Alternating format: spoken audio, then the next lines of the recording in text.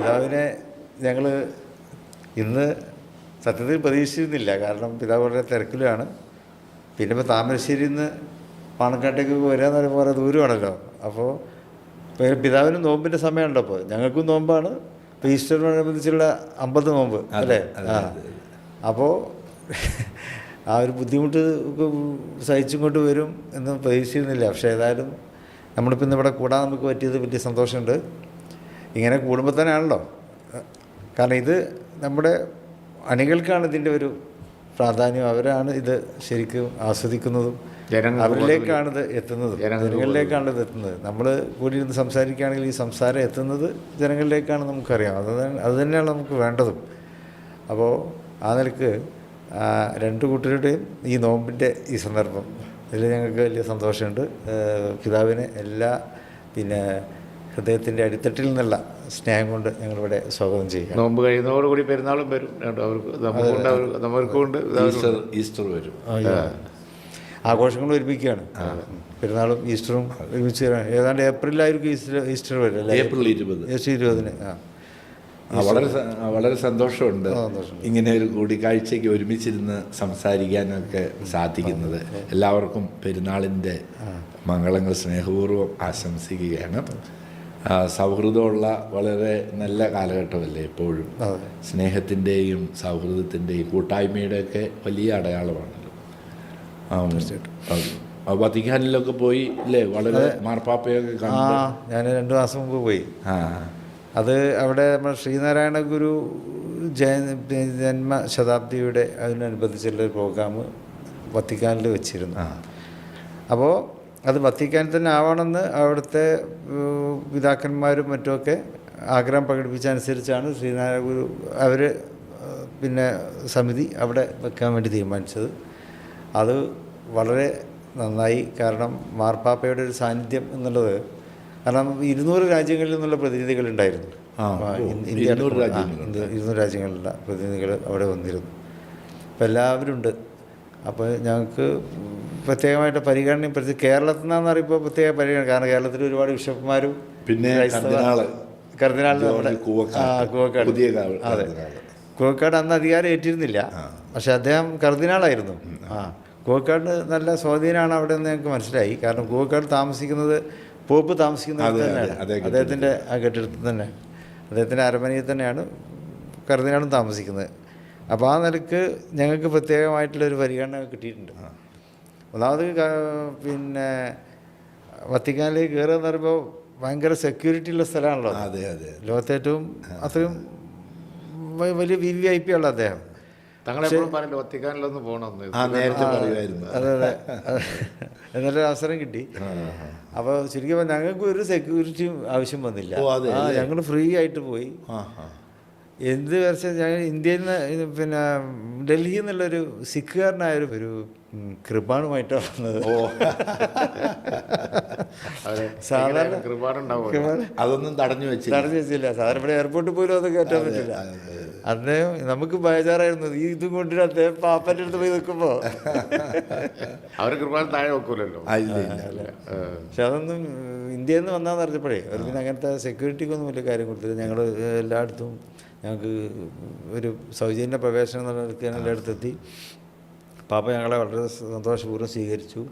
ആദ്യം തന്നെ പാപ്പ പറഞ്ഞത് നിങ്ങളെല്ലാവരും ഒന്ന് പുഞ്ചിരിക്കണം എന്നാണ് പറഞ്ഞത്. പാപ്പ എപ്പോഴും അങ്ങനെയാണ്. B GLAAD, rejoice, radiate Joy. അതാണ് പാപ്പ എപ്പോഴും പറയുന്നത്.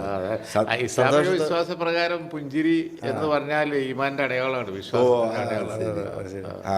സന്തോഷത്തോടെ പുഞ്ചിരിക്കുമെന്ന് പറഞ്ഞു. അത് മലയാളത്തിൽ തന്നെ പറഞ്ഞു മൂപ്പര്. അത് മലയാളത്തിലാണ് പറഞ്ഞത്. അതെ.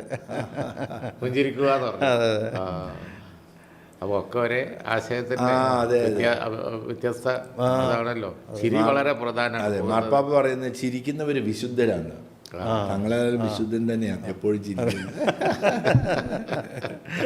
ഗൗരവത്തിലിരിക്കാനും മനുഷ്യന്റെ ജീവിതത്തിൽ അങ്ങനെ ഗൗരവപ്പെടാനൊന്നും ഇല്ലല്ലോ. ഇത് പറഞ്ഞു കഴിഞ്ഞിട്ടുണ്ടെങ്കിൽ അല്ല, ഈ പെരുന്നാള് സന്തോഷത്തിന്റെ അല്ലേ? എല്ലാവരും പാവപ്പെട്ടവരോടുകൂടെ ഭക്ഷണം കഴിക്കുന്ന, അത് ചിരിച്ച മുഖമാണെങ്കിൽ കാണുന്നവന്റെ മനസ്സ് ഒന്ന് കുളിർക്കും. അത് നമുക്ക് നമ്മൾ ചിരിച്ച് വളരെ ചിരിച്ച് ഇതിലാണ്. അപ്പോഴാണ് അവർ സന്തോഷിക്കുന്നത്. നമ്മൾ ഗൗരവത്തിൽ ചെന്നാൽ അവരും ബേജാറാവുകയാണ്. വിശ്വാസത്തിൻ്റെ ഏറ്റവും പ്രധാനപ്പെട്ട ഒന്ന് ചിരി തന്നെയാണ് എന്നും പ്രവാചകൻ പറയുന്നുണ്ട്. അതുപോലെ ചിരിച്ചുകൊണ്ടെങ്കിലും നിങ്ങൾ ദാനം ചെയ്യുക എന്നാണ്. ഇനിയിപ്പോൾ നമുക്കൊന്നും ദാനം ചെയ്യാനില്ലെങ്കിലും ചിരിച്ചു കൊടുക്കുക, അതിൽ തന്നെ അതും ഒരു ദാനമായിട്ടാണ്.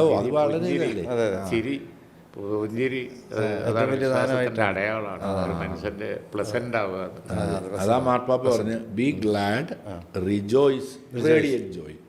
എപ്പോഴും സന്തോഷം ഉണ്ടായിരിക്കുക, മറ്റുള്ളവർക്ക് ആ സന്തോഷം കൊടുക്കുക. അത് മാർപ്പാപ്പയുടെ എപ്പോഴും അത് സന്തോഷം. അതൊരു 1.5 മണിക്കൂർ അതെ ചിരിക്കാൻ പറഞ്ഞു. അത് അദ്ദേഹത്തിന് മറ്റേ വടി ഇങ്ങനെ നടക്കാൻ ബുദ്ധിമുട്ടുണ്ടല്ലോ. പക്ഷേ ഞങ്ങളുടെ അടുത്തൊക്കെ നമുക്ക് മാറ്റി വെച്ചിട്ട് സ്വയം നടന്നു തന്നെ വന്നത്. എന്നിട്ട് കുറേ നിന്നിട്ടാണ് ഇത് പറഞ്ഞത്. സാധാരണ ഇരുന്നാണ് പറയാ, നിന്നിട്ടാണ് മുമ്പിൽ പറഞ്ഞാൽ എല്ലാവരും ചിരിക്കി എന്ന് പറഞ്ഞു. പിന്നെ മുമ്പിൽ ഇരുന്നിട്ട് കുറേ സമയം ഞങ്ങൾ ഈ പെരുന്നാളിലെല്ലാം എല്ലാവരും പുതിയ ഡ്രസ്സ്, പുതിയ ചെരുപ്പ് അല്ലേ? പെരുന്നാളിന് എല്ലാവരും ആഹ്ലാദത്തിന്റെ ദിവസമല്ലേ? പെരുന്നാളിന് കാര്യമായിട്ട് അതന്നെയാണ്.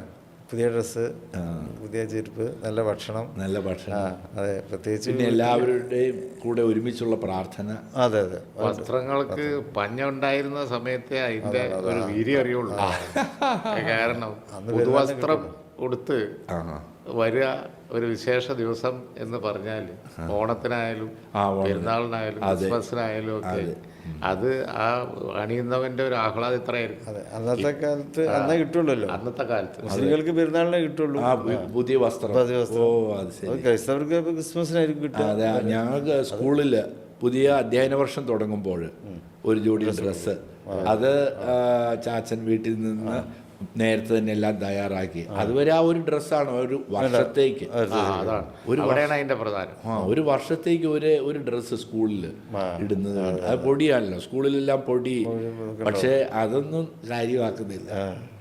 വെള്ളിയാഴ്ച കഴിഞ്ഞ് ശനിയാഴ്ച അലക്കും, പിന്നീട് അടുത്ത തിങ്കളാഴ്ച. അങ്ങനെ ആൾക്ക് പുതുവസ്ത്രം കിട്ടുമ്പോ എത്ര ആഹ്ലാദം ഉണ്ടാവും. അതാണ് പെരുന്നാള്. ഇപ്പൊ മുഴത്തില് കടകളും ഒക്കെ പുതുമല്ല. അന്ന് എവിടെയോ പോയി കൊണ്ടുവരണം പുതിയ വസ്ത്രം. നമ്മുടെ ഇവിടെ കോഴിക്കോട് നല്ല കൊണ്ടുവരാം. കോഴിക്കോട് നല്ല തുണിഷാപ്പ് ഉണ്ടാവും, അവിടെ പോയിട്ട് കൊണ്ടുവരാം. ഞങ്ങൾ ജീവിച്ചിരുന്ന ഏരിയ എല്ലാം മുസ്ലിം സഹോദരങ്ങളാണ്.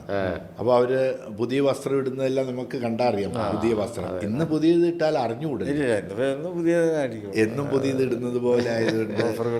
പഞ്ഞ ഉണ്ടാവുമ്പോഴാണല്ലോ അതിനൊക്കെ. അതുപോലെ ഭക്ഷണത്തിന്റെ രുചി പിന്നെ വിശപ്പ് ഉണ്ടാവുമ്പോഴാണ് എന്ന് പറയാറില്ലേ. ചോറ് തന്നെ വെക്കുക പെരുന്നാളിനുള്ള. അല്ലാത്ത ദിവസങ്ങളിൽ കഞ്ഞി എന്തോരം ദാരിദ്ര്യമായിരുന്നു.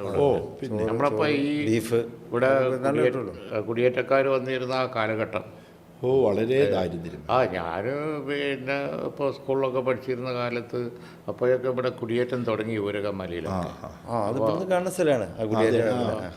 നമ്മൾ ഇവിടെ നോക്കിയാൽ കാണുന്ന ഈ മലകൾ മുഴുവൻ അല്ല, പിതാവോടെ സ്കൂള് തുടങ്ങി. സ്കൂളുണ്ട്. ആ സ്കൂൾ വളരെ പിന്നെ നമ്മുടെ സമയത്ത് വന്ന അൽഫോൻസ സ്കൂൾ നല്ലത്. ഇപ്പോൾ പിന്നെ അത് പിന്നെ നല്ലൊരു നിലവാരത്തിലേക്ക് വന്നിട്ടുണ്ട്. അതെ, സാഹിബ ഉദ്ഘാടനം ചെയ്തത് ഗവൺമെന്റ് സമയത്ത്. ഇപ്പോൾ 2 ആഴ്ച മുമ്പ് അവിടെ വന്നിരുന്നു. നല്ല കൈപുണ്യമുള്ള ആളാ. ഇപ്പൊ അവിടെ നല്ല കെട്ടിടം, നല്ല ഒരു നിലവാരമുള്ള ഹയർ സെക്കൻഡറി ആയി. പ്രിൻസിപ്പൾ നല്ലൊരാളാ, വലിയ ബന്ധാ. അത് ഇപ്പൊ അവിടെ ഉള്ള അവിടേക്ക് വരും, നമ്മുടെ അടുത്തൊക്കെ വരും ഇടയ്ക്ക്. അപ്പോൾ ഇപ്പം അതിനുള്ള ഖത്തറിൽ ഒരു പിന്നെ അതിനൊരു കമ്മിറ്റിയൊക്കെ ഉണ്ടാക്കി അവർ പുതിയ അവരുടെ സഹായത്തോടും കാര്യങ്ങളൊക്കെ ഉണ്ട്. അപ്പോൾ അന്ന് ഞാൻ പറഞ്ഞു വന്നത് ഇപ്പോൾ ഇവിടുത്തെ ദാരിദ്ര്യത്തിൻ്റെ സമയത്ത് ഈ കുടിയേറ്റക്കാർ വന്നിട്ടേ ഇപ്പോൾ തങ്ങളുടെ കുടുംബം വക സ്ഥലം, നമ്മുടെ കുടുംബം വക സ്ഥലമൊക്കെ ഈ മലയിൽ ധാരാളം ഉണ്ടായിരുന്നു പണ്ട്. അപ്പോൾ ആ സമയത്തൊക്കെ അത് വെറുതെ ഇട്ടിരിക്കുക, വെറുതെ കിടക്കില്ല. ആരും കയറി കൃഷി ചെയ്യൂല, കാട് പിടിച്ചെടുക്കായിരുന്നു. നമ്മൾ എൻ്റെ പിതാവരൊക്കെ നായാട്ടിന് പോകുമ്പോണ്ട് ഈ പിന്നെ മുള്ളം പന്നി അങ്ങനെ, അതല്ലാതെ ഹണ്ടിങ് അങ്ങനത്തെ ഒക്കെ അല്ലാതെ ഒരിക്കലും പിന്നെ കൃഷി ചെയ്യൂലേ. പക്ഷെ കുടിയേറ്റക്കാർ വന്നിട്ട് അങ്ങ് തുടങ്ങി കൃഷി. കപ്പ കൃഷിയൊക്കെയാണ് ആദ്യം. കപ്പയാണ് കപ്പ, വാഴ, വാഴ അത് രണ്ടും ആദ്യം കൃഷി ചെയ്തത്. അതിലങ്ങോട്ട് പിന്നെ അത് കപ്പ അങ്ങോട്ട് ലോഡ് ചെയ്തിട്ട് ഇറങ്ങിയിട്ട് ഇവിടെ നമ്മളെ സ്കൂളിൻ്റെ താഴെയുള്ള ആ സ്ഥലത്തിൻ്റെ പേര് തന്നെ ഇപ്പോൾ പൂളാപ്പീസാണ്. പൂളാറിന കപ്പ. അപ്പോൾ അത് അങ്ങനെ വന്നതാണ്. ലോഡ് കണക്കിന് കപ്പയാണ്. പൂളാപ്പീസ് ഉണ്ട്, ശരിയാ. അതാണ് അല്ലേ, അതാ പൂളാപ്പീസ്. ഇവിടെ നിന്നുള്ള കപ്പ പോയിട്ടാണ് തമിഴ്നാട്ടിൽ ഈ സ്റ്റാർച്ച് ഫാക്ടറികൾ അങ്ങോട്ടാ പോയിരുന്നത്. ധാരാളം അങ്ങോട്ടാ പോയത്. കേരളത്തിൻ്റെ കപ്പലിന്റെ സ്റ്റാർച്ചാണല്ലോ. ഉരകമല മുഴുവൻ കപ്പ കൃഷിയാണ്. എന്നിട്ട് അതിൻ്റെ തമാശ എന്താ വെച്ചാൽ നമ്മൾ കുട്ടികളാകുമ്പോൾ ബാല്യത്തിൽ നമ്മൾ ഞാൻ SSLC 9ാം ക്ലാസ് പഠിക്കുന്ന ആ സമയത്തൊക്കെ ചെന്ന് കഴിഞ്ഞിട്ടുണ്ടെങ്കിൽ ഇവർ കപ്പ പുഴുങ്ങി, കട്ടൻ കാപ്പി, പിന്നെ പച്ച മുളകിൻ്റെ അത് തന്നെ ഭക്ഷണം. അതെ അത് തന്നെ ഭക്ഷണം.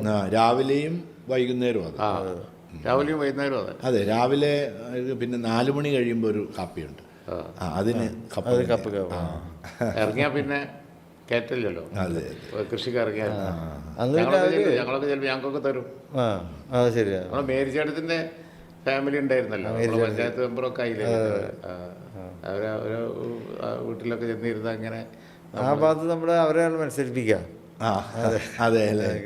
16 കൊല്ലം നമ്മുടെ പഞ്ചായത്ത് മെമ്പറാ. രാഷ്ട്രീയമൊന്നുമില്ല. നമ്മളെ കൂടെ നിൽക്കുക, നമ്മുടെ കൂടെ നിൽക്കുക, നമ്മുടെ ഒരു ആശയത്തിനുണ്ടാവുക. അത് അവർ മത്സരിക്കും, പിന്നെ ആരും എതിർക്കൂല, എതിരില്ലാതെ തന്നെ എടുത്തിട്ടുണ്ട്. അതെ, നമ്മളെ വാപ്പാനെ കാണാൻ വരും, അവർക്ക് റോഡ് വേണം, അതുപോലെ തന്നെ ബസ് വേണം ആ ഭാഗത്തേക്ക്. കാരണം നമ്മുടെ ഗവൺമെന്റ് ഉണ്ടാവുമ്പോൾ അവരൊന്നും പറയാലോ, അത് ആവശ്യപ്പെടും. പിന്നെ അങ്ങനെ വാപ്പാക്ക് സൗകര്യങ്ങൾ ചെയ്തു കൊടുക്കും, ബസ്സിനും റോഡിനൊക്കെ ഉള്ള. പിന്നെയാണല്ലോ നമ്മളെ ട്രാൻസ്പോർട്ട് ബസ്സുകളൊക്കെ കോട്ടയം, തലപ്പാടി, എല്ലാം കോട്ടയം, സുൽത്താൻ ബത്തേരി, പാല, അതിലിങ്ങനെ കുടിയേറ്റക്കാർ. അപ്പോൾ പിന്നെ കൃഷി തന്നെ, കൃഷി അറിയാലോ, അതിന്റെ ബാക്കി പത്രമാണ് ഞങ്ങളെ ആ മേഖല കംപ്ലീറ്റ്. അത് കൊയ്പ്പത്തടി തടി വെട്ടി, കൊയ്പ്പത്തടി തടി വെട്ടിയിട്ട് ആ സ്ഥലമൊക്കെ അങ്ങനെ ഞങ്ങൾ വാങ്ങി. കൊയ്പ്പത്തൊടിയിൽ നിന്നാണ് ഞങ്ങൾ വാങ്ങുന്നത്. അതെ അതെ, സെയിം ഡിറ്റോ ഞങ്ങളതൊക്കെ അങ്ങനെ.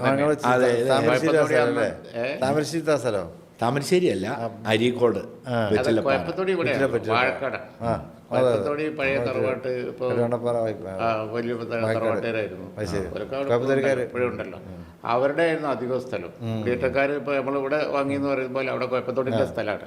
കൊയപ്പത്തൊടിക്ക് ആനയുണ്ടായിരുന്നു ഈ തടി വലിക്കാൻ, ആനയെ പിടിക്കുകയും ചെയ്യുമായിരുന്നു അവിടുന്ന്. ആന ഒരു അവിഭാജ്യ ഘടകമാണ്.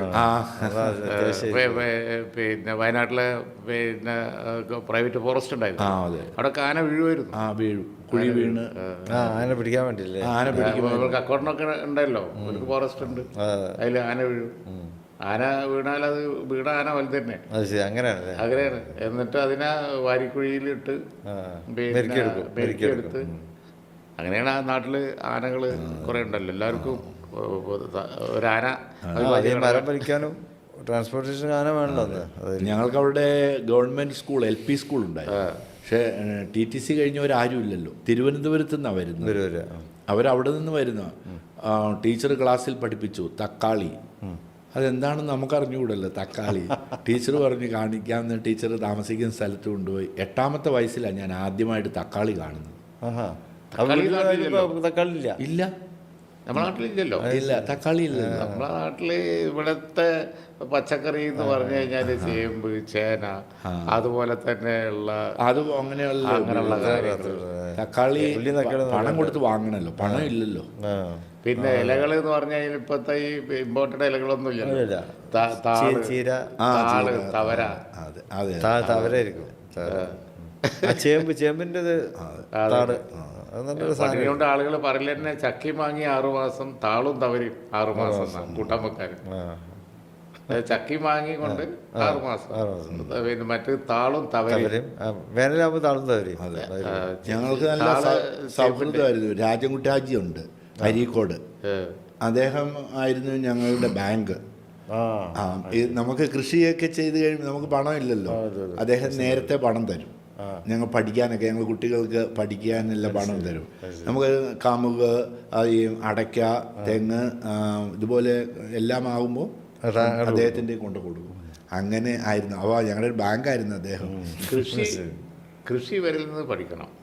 അതാണല്ലോ മാണി സാറ് അതൊരു ഐഡിയോളജി തന്നെ ആക്കിയിട്ട് അവതരിപ്പിച്ചില്ലേ. കൃഷി കർഷകർ കൃഷിക്കാർ നമ്മളിപ്പോഴും ആ തോട്ടം, അതിനകത്ത് തെങ്ങും അതിൻ്റെ ഇടക്കൃഷിയും ബാക്കിയുള്ളതും റബ്ബറൊക്കെ അവിടെ പരിചയപ്പെടുന്നതന്നെ കുടിയേറ്റക്കാരാണല്ലോ. പക്ഷെ ഇന്ന് ഏറ്റവും കൂടുതൽ ബുദ്ധിമുട്ട് അനുഭവിക്കുന്നത് കൃഷിക്കാരാണ്. വരുമാനമില്ല. എത്രയോ വില നശിച്ചു പോയില്ലേ. ഗവൺമെന്റ് ഇപ്പം കുട്ടനാട്ടിൽ നെല്ല് എടുക്കാമെന്ന് പറഞ്ഞെങ്കിലും എടുക്കുന്നില്ലല്ലോ. സപ്ലൈക്കോയോ താങ്ങുവില കൊടുക്കുന്നില്ല. വലിയ ഒരു ബുദ്ധിമുട്ടിലൂടെയാണ് കാർഷിക മേഖല. അത് വലിയ തേങ്ങയൊക്കെ വരാതെ പോയി. അതെ, നെല്ലാണ് ഈ ഭാഗത്തിന് തെങ്ങാണ്, പക്ഷെ അതുകൊണ്ട് കാര്യമില്ല. നെല്ല് ഒരു നിലക്ക് ഒരു വലിയ പാടാ. നെല്ലൊരു നമുക്ക് അത്യാവശ്യമുള്ള സംഗതിയാണെങ്കിൽ കൃഷി ചെയ്താൽ മുതലാവില്ല. വല്ലാത്ത പാടാണ് കേരളത്തിൽ കൃഷി. വലിയ വാസ്റ്റ് ഏരിയ ഒക്കെ വേണം. ഗവൺമെന്റ് സഹായിച്ചാലേ പറ്റൂ. അത് എങ്ങനെയാ ഈ കർഷകരെ രക്ഷിക്കാൻ എങ്ങനെ സാധിക്കും? നിങ്ങൾക്ക് എന്തെങ്കിലും ഒരു പ്ലാൻ? അല്ല, നമുക്ക് ഒരു വ്യക്തമായ അജണ്ട ഈ കാര്യത്തിൽ വേണം. പിതാവ് പറയുന്നത് കറക്റ്റാണ്. ഇപ്പോൾ നിയമസഭയിലൊക്കെ എപ്പോഴും ചർച്ച വരുന്നതല്ലേ. നെൽകൃഷി പ്രത്യേക പാക്കേജിന് കൊടുക്കുക, നമ്മുടെ ഒരു പാരമ്പര്യമാണുള്ളത്. അതാണ്, നെൽകൃഷി സംരക്ഷിക്കണം. ഇപ്പോൾ കുട്ടനാട്ടിലും ബാക്കിയുള്ള സ്ഥലത്തുമൊക്കെ പാലക്കാട്ടും ഒക്കെ ചെയ്യുന്നവർക്ക് താങ്ങൂല വെച്ചേക്കും. അതാണ് പിതാവ് പറഞ്ഞത്. അതിൻ്റെ പണം കൃത്യമായിട്ട് കൊടുക്കും. അതെ, പണം കിട്ടിയാൽ ആളുകൾ കൃഷി ചെയ്യും. പക്ഷേ 6 മാസം കഴിഞ്ഞാലും കിട്ടുകയില്ല. UDF അതിന് വ്യക്തമായ ഒരു അജണ്ട വേണം. ഈ നെല്ല് സംഭരിച്ചാൽ അതിൻ്റെ പൈസ കൊടുക്കണം. പണം കൊടുക്കാതെ എങ്ങനെയാണ്? ഞങ്ങൾ എന്തെങ്കിലും സീരിയസ് ആയിട്ട് ആലോചിക്കും. എങ്ങനെ അത് ബഡ്ജറ്റിൽ അതിനുള്ള പ്രൊവിഷൻ വക മാറ്റാതെ അതിന് തന്നെ കൊടുക്കും. അത് കരുതലില്ലെങ്കിൽ കർഷകർ മനസ്സും അടുത്ത് പോകും. അതുകൊണ്ടാണല്ലോ കുട്ടികൾ വിദേശത്തേക്ക് പോകുന്നത്. കൃഷി ചെയ്തിട്ടൊന്നും ജീവിക്കാൻ കഴിയുകയില്ല. കുട്ടികൾ പോകണമെന്ന് പറഞ്ഞിട്ടുണ്ടെങ്കിൽ അവരെ പിടിച്ചു വെക്കാൻ പറ്റുമോ?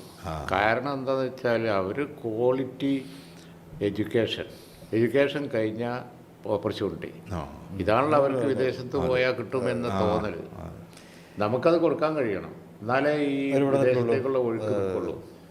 അതിപ്പോൾ ഈ കൃഷിൻ്റെ കാര്യം പറഞ്ഞപ്പോഴേ, ഇപ്പോൾ ഏത് രാജ്യക്കാരും അവരുടെ പരമ്പരാഗതമായിട്ടുള്ള കൃഷിയെ എപ്പോഴും പ്രോത്സാഹിപ്പിച്ചുകൊണ്ടിരിക്കുന്നത്. ഇപ്പോൾ മലേഷ്യ എന്നൊക്കെ പറഞ്ഞാൽ വളരെ ഡെവലപ്ഡായിട്ട് കണ്ടിയാണ്. പക്ഷെ എന്നാലും അവരുടെ പാം ഓയിലിൻ്റെ ആ കൃഷി നല്ലോണം പ്രോത്സാഹിപ്പിക്കുന്നുണ്ട്. പിന്നെ ഇപ്പോൾ ഈ ഒലീവ് ഉള്ള നാടുകളാണെങ്കിൽ ആ ഒലീവ് കൃഷിക്ക് ഇറ്റലി, അതെ, അറബ് നാടുകളിപ്പോൾ ഈത്തപ്പഴം, ഡേറ്റ്സ്, ആ കൃഷിനെ വളരെ പ്രോത്സാഹിപ്പിക്കുന്നുണ്ട്. അത് ഇപ്പം നമ്മൾ മാത്രമാണ് ഇപ്പോൾ നമ്മുടെ തേങ്ങ ആയാലും അതുപോലെ തന്നെ നമുക്കിപ്പോൾ ഇവിടെ നെല്ലാണ്. ഗവൺമെൻറ് ഒന്നും അതിന് പ്രോത്സാഹിപ്പിക്കുന്നില്ലല്ലോ. അതായത് മറ്റുള്ളവർ വാങ്ങുന്നല്ല, നഷ്ടം സഹിച്ചു ബഡ്ജറ്റിൽ നിന്ന് പ്രൊവൈഡ് ചെയ്തിട്ട് തന്നെയാണ് ലോകത്തുള്ള എല്ലാ രാജ്യങ്ങളും അവരവരുടെ കൃഷിയെ സംരക്ഷിക്കുന്നത്. അമേരിക്ക ഒക്കെ കണ്ടമാനം സബ്സിഡൈസ് ഭയങ്കരമായിട്ട് സബ്സിഡൈസ് ചെയ്യും. വന്യമൃഗങ്ങളുടെ ആക്രമണം മനുഷ്യർക്ക് എങ്ങനെ ജീവിക്കാൻ സാധിക്കും? അതിന് സർക്കാർ നമുക്ക് ഒരുമിച്ച് നിന്ന് എന്തെങ്കിലും ചെയ്തില്ലെങ്കിൽ. ഞാനിപ്പോൾ നാള് നമ്മളെ UDF പിന്നെ മലയോര ജാഥ ഉണ്ടായിരുന്നല്ലോ, സതീശൻ നേതൃത്വം കൊടുത്ത. അന്ന് ഉദ്ഘാടന സമയത്ത് തന്നെ കണ്ണൂർ വെച്ച് പിന്നെ ഞാനവിടെ പറഞ്ഞു, എല്ലാവരും എഗ്രി ചെയ്തു. ഞങ്ങളൊക്കെ അത് ചർച്ച ചെയ്തു. നമ്മളിപ്പോൾ വേണ്ട പോലെ ഗവൺമെൻറ് ചെയ്യുന്നില്ല എന്ന് നമ്മൾ വിമർശിക്കുന്നുണ്ട്. നമുക്കൊരു അജണ്ട ഉണ്ടാവണ്ടേ, നമുക്കൊരു സൊല്യൂഷൻ വേണമല്ലോ. അത് ഒരു സൊല്യൂഷൻ ഇത്രയും ഗൗരവമുള്ള ഒരു വിഷയം ഇപ്പോൾ വളരെ വളരെ ഗൗരവമാണ്. ഇപ്പോൾ ഈ മമ്പാട് ഒന്നും പറഞ്ഞില്ലേ, കാട് തൊട്ടൊന്നുമില്ല, റബ്ബർ തോട്ടത്തിലൂടെ വരിക. ഞാനും അത് കേട്ടപ്പോൾ ആദ്യം ആലോചിച്ചു, അവിടെ കാടുമായിട്ട് ബന്ധപ്പെട്ട സ്ഥലം എവിടെയാണ്. അപ്പോൾ അത് കാണുന്നില്ല, പക്ഷെ എവിടെ നിന്നൊക്കെ വരികയാണ്. ആന ഇവിടെ എത്തി. പുലി, ഇവിടെ പുലി വന്നപ്പോൾ മഞ്ചേരി ടൗണിലെ പുലി വന്നത്. മഞ്ചേരി ടൗണിൽ മഞ്ചേരി ഇത് അടുത്തല്ലേ. അപ്പൊ റബ്ബർ വെട്ടാനൊന്നും ആളെ കിട്ടൂല, അത്ര ബുദ്ധിമുട്ടാവും. കാടിറങ്ങി ഇല്ല. അവിടെ ഞങ്ങൾ റബ്ബർ വെട്ടുന്നവരെല്ലാം സാധാരണ 4 മണിക്ക് രാവിലെ എഴുന്നേറ്റ് റബ്ബർ, അപ്പോഴേ അതിന്റെ പാല് കിട്ടുകയുള്ളൂ. ആ സൂര്യൻ ഉദിക്കുന്നതിന് മുമ്പ് ചെയ്യണം. പക്ഷെ ഇപ്പൊ എല്ലാവർക്കും പേടിയാണ്, അതുകൊണ്ട് 6 മണിക്ക് റബ്ബർ വെട്ടാൻ പോവുള്ളൂ. ഇത് വിഷയം വളരെ ഗൗരവമാണ്. നമ്മളെ പിന്നെ പഴയ കാലത്ത് പിന്നെ കാട്ടുമൃഗങ്ങളെ ഭയന്ന് മനുഷ്യൻ കഴിഞ്ഞിരുന്നൊരു കാലമുണ്ടായിരുന്നു. നേരെ മറിച്ച് കാരണം കാട്ടുനിന്ന് പിന്നെ വന്യമൃഗങ്ങൾ ഇറങ്ങി നാട്ടിൽ ആളുകളെ കൊല്ലുക പിടിക്കുക അതൊരു വലിയതായിരുന്നല്ലോ. അതിനെതിരായിട്ട് വീരശൂര പരാക്രമികൾ വന്നതൊക്കെ പഴയ കഥ. ഏതാണ്ട് ഇപ്പൊ നമ്മൾ അങ്ങോട്ടാ പോയിക്കൊണ്ടിരിക്കുന്നത്. നാട്ടിലിറങ്ങാണ്. അതാണ് ഞങ്ങള് സൊല്യൂഷൻ. രണ്ടാഴ്ച മുമ്പ് വയനാട് ഞങ്ങൾ ഈ സ്ഥലം നോക്കാൻ പോയി, ഈ ചുരൽമലയിൽ. അത് മുട്ടിൽ എത്തിക്കാനല്ല, മുത്തിൽ ഓർഫനേജും അത് വളരെ ജനവാസമുള്ള സ്ഥലമാണല്ലോ. അതിലൂടെ പോകുമ്പോൾ അവിടെ പുലിനെ പിടിച്ചു.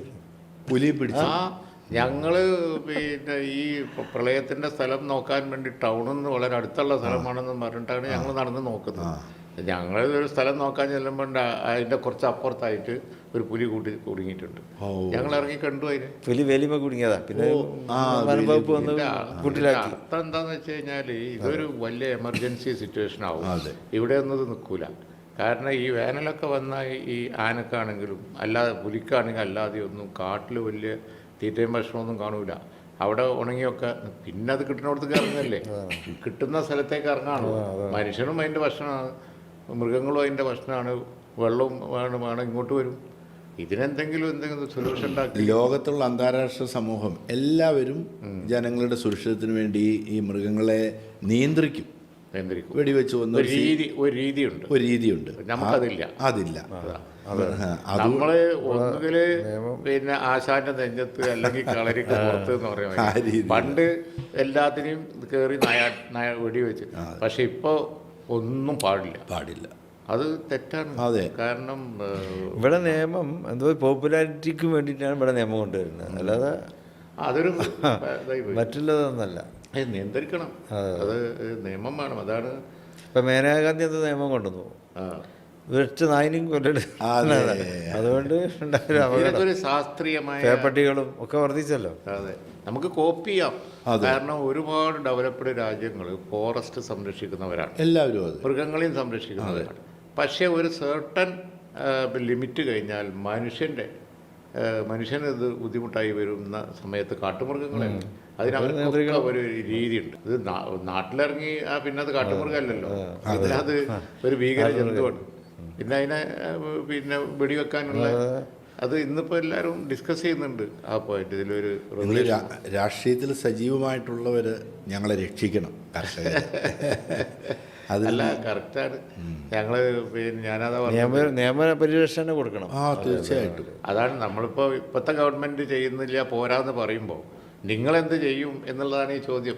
കറക്റ്റാണ്, ആ ചോദ്യം നമ്മളോടാണ്, നമ്മളത് സീരിയസ് ആയിട്ട് എടുക്കേണ്ടതാണ്. ഇവിടെ മുഖ്യമന്ത്രിയോട് പറയുമ്പോൾ അത് കേന്ദ്രമാണ് ചെയ്യേണ്ടത്, കേന്ദ്രത്തോട് പറയുമ്പോൾ അത് സംസ്ഥാന ഗവൺമെൻറ്റാണ് ചെയ്യേണ്ടത്. അങ്ങനെ കൈ കഴുകുകയാണ്.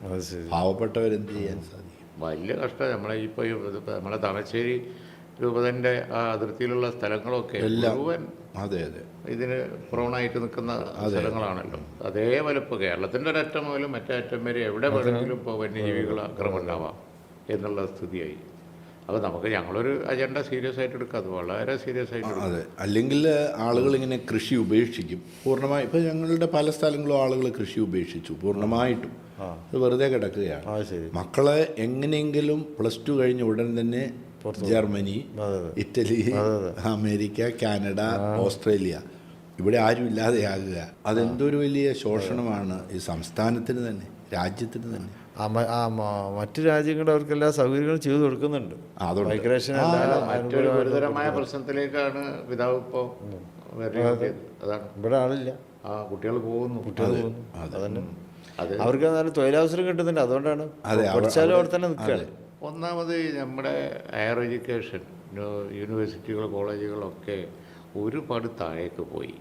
ക്വാളിറ്റി നമ്മൾ എത്രയോ ചർച്ച ചെയ്തതാണ്. കാരണം തൊഴിലവസരങ്ങളുമായിട്ട് ലിങ്ക് ചെയ്ത് പിന്നെ ഉന്നത വിദ്യാഭ്യാസ മേഖല പിന്നെ ലോകത്തുള്ള ഇപ്പം നടക്കുന്ന ആധുനിക ടെക്നോളജിൻ്റെ അടിസ്ഥാനത്തിൽ നടക്കുന്ന രീതിയിലേക്ക് കൊണ്ടുപോകണം.